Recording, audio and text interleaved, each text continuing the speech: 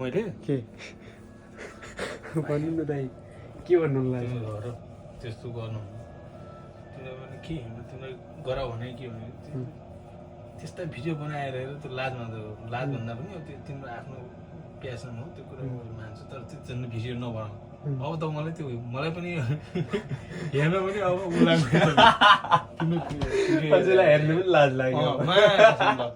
अस्ति लाइक दिए होइन हेरे अब त तिम्रो भिडियो अरे कृष्ण प्रो के भन्नुहुन्छ यस्तो हो कि अब किन भनेपछि एउटा यस्तो चिज दिनु पर्यो तिमीले होइन आकर्षित हुन् क्या मान्छेलाई खोजिरहेको तिमी दुःख कहाँ कहिले के भनेको के भनेको त्यो हावा कुरा अब तिमी भन्छौ मैले हिजो पनि भिडियो बनाउनु लाग्यो सुरु गरेँ तपाईँ पनि बनाउनु के हो त्यो मान्छे कसरी प्रभु के गर्नुहुन्छ मान्छे मोटिभेट हुनु पर्यो क्या तिमीबाट केही कुरा लिन सक्छु भन्ने नोबडी वाच वन वाइज भन्छन् पहिलेबाट कोही पनि सिकेर आउँदैन कि त यार बनाउँदा मैले भिडियो किन पनि मेन रिजन भन्नु अब तिमी कहिले त्यो मैले मेन रिजन भन्दाखेरि पहिला चाहिँ मलाई भिडियो बनाउन औडा लाग्थ्यो लाज लाग्थ्यो उ लाग्थ्यो झुट नबोल्दाखेरि है म किन बनाऊ पहिल्यैदेखि भिडियो बनाउनु सोच्थ्यो त्यो कसैले लाइक गरून् या कमेन्ट गरून् कसैले राम्रो भनौँ या नभनौँ मलाई थाहा छ भिडियो बनाएपछि नराम्रो कमेन्ट बढिया हुन्छ मलाई थाहा छैन त्यही पनि म हाल्छु हो कि भिडियो खिच्न लागि कुरो भिडियोको होइन पहिला मलाई क्यामेरा अगाडि बोल्नु लाज लाग्थ्यो अनि मान्छे के भन्लान् के गर्लान् भन्ने अलिअलि सोच्थेँ त्यति खासै त म पहिल्यैदेखि सोच्ने मान्छे होइन अर्काले के भन्छ मेरो अहिले खानके नै हो आफ्नो बारे आफ्नो सोच्ने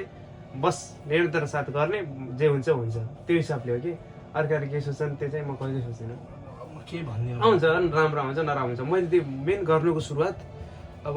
केही चिज पनि एकैचोटिमा राम्रो हुँदैन कि दाइ हजुरले भन्नुभयो केही टपिकमा लाउनुहोस् भनेर त्यही टपिकमा मैले खोजेको टपिक यस्तो हो कि अरूले नगेर के टपिक छ त्यो खोज्नु खोज्यो खासमा त्यही टपिक खोज्ने क्रममा छ अहिले यसरी बुझ्नु अहिले चाहिँ यात्रा चलिरहेछ गन्तव्यमा कुनै दिन पुगौँला भन्ने आशा छ अब पुगे पनि ठिक छ नपुगे पनि ठिक छ 365 दिनको च्यालेन्ज लिएको छु त्यो 65 भन्ने कुरो हजुरको आशीर्वाद भएपछि पुग्ला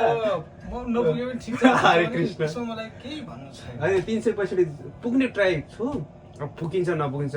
कर्म गरौ भगवत गीतामा भनिन्छ नि कर्म गरौ फल के आशा मत गरौ भन्ने त्यो सिद्धान्तमा आधारित म मतलब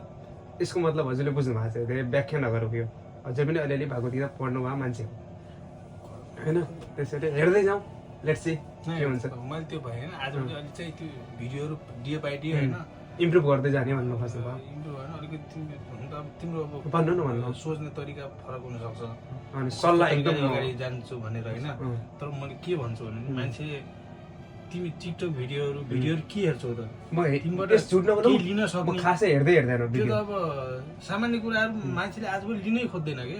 किनभने त्यो पहिल्यैदेखि थाहा पाइसकेको छ नि त तिमीले किन भिडियो हेर्नु पर्यो तिमीले किन त्यो टाइम दिनु पर्यो 1 मिनट आज पनि मान्छेले 1 मिनट टाइम त्यो भिडियो हेर्नलाई सबै भिडियोलाई दिँदैनन् कि त अब मैले हेरिदिइहालेँ अब चिया वरिपरिले हेरिदिइहालेँ भने होइन अर्को मान्छेले हेरेन कहाँ हेर्छ त्यो केही हेर्नु पर्यो नि त तिमीले अब टिकटक भिडियोहरू हेर्दाखेरि अब केही मैले यसबाट केही पाउँछु इन्टरटेनमेन्ट अथवा कि होइन अथवा एजुकेसन अथवा आफूलाई चाहिरहेको क्या त्यस्तो चिजको लागि त म हेर्छु त्यो भिडियोभित्र छिर्छु अब त्यो हावा पनि भन्नु स्वीकार छ कि दाइ जस्तो भन्यो नि हावा पानी अलिकति हेर्न चाहिँ मैले स्क्रिप्ट गरेँ ल साउन्डको पीडा एउटा भिडियो के थियो अब त्यो के हेर्नु पीडा छ त अब त्यो कि त उपाय दिनु पर्यो होइन त्यो अगाडिको त्यो यस्तो विदेश आउनुको पीडा भनेर त सबैलाई पीडा छ किन हेर्नु पर्यो तिमीले त्यसमा उपाय छ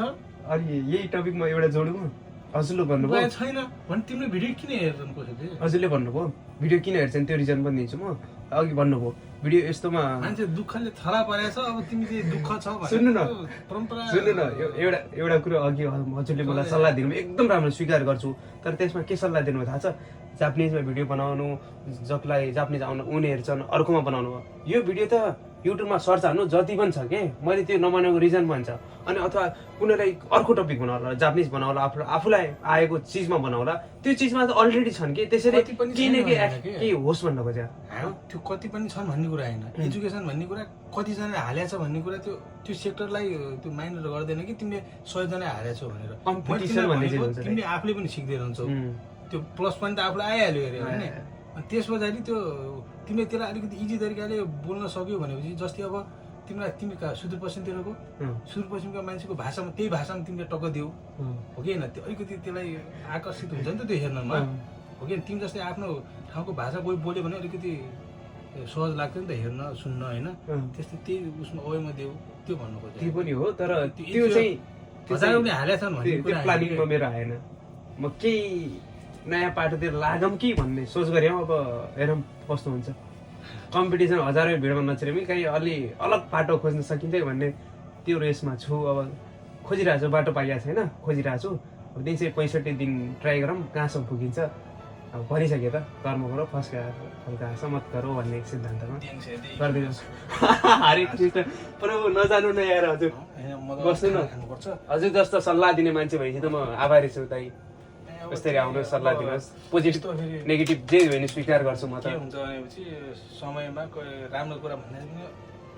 कति घोचपेच गरे जस्तो होइन म त एकदम स्वीकार गर्छु भगवान गर्छ मलाई नराम्रो भन्ने राम्रो स्वीकार गर्छु मलाई पनि लाग्छ कसैले राम्रो कुरा भन्दा पनि अनि राम्रो हो मेरो लागि भन्नुभयो कति कुरा म त राम्रो भन्छु सल्लाह गर्छ कति के आएको छ किनभने आफूलाई एउटा मन लागिरहेको हुन्छ बाबुमाले भने पनि कहिले रिस उठ्छ नि त राम्रो भन्दा भन्दै पनि त्यस्तै हो कि कुरा हजुरले राम्रो भन्दा भन्दै पनि अब खसेको गरे जस्तो मान्नुहुन्छ र हजुरले भन्नु सल्लाह दिने नराम्रो मान्छे जस्तो लाग्छ होइन त्यो एकदम राम्रो हो त्यो त नराम्रो भने भन्दा पनि अब त्यसलाई त्यो मैले बोलिरहेको तर्कलाई काट्नु भनेको कस्तो हुन्छ भने त्यो अलिकति विपरीत सहमति भयो भन्ने कुरा जनाउँछ क्या त्यो नराम्रो भनेको मनैदेखि नराम्रो भन्नु खोजेँ होइन त्यो तिमी के सल्लाह दिने मान्छे सोच होइन अब तिमी लाग अब म त यस्तो त आउँदैन त्यो अब मेरो नेक्स्ट भिडियोमा हजुरलाई ल्याउँछु म एउटा स्क्रिप्ट लेखिरहेको छु म हजुरले आउनुपर्छ ल दाइ ओके हुन्छ ल दाइ सल्लाहको लागि एकदम धन्यवाद हरे कृष्ण प्रभु भाइ आजको एपिसोड 12 आज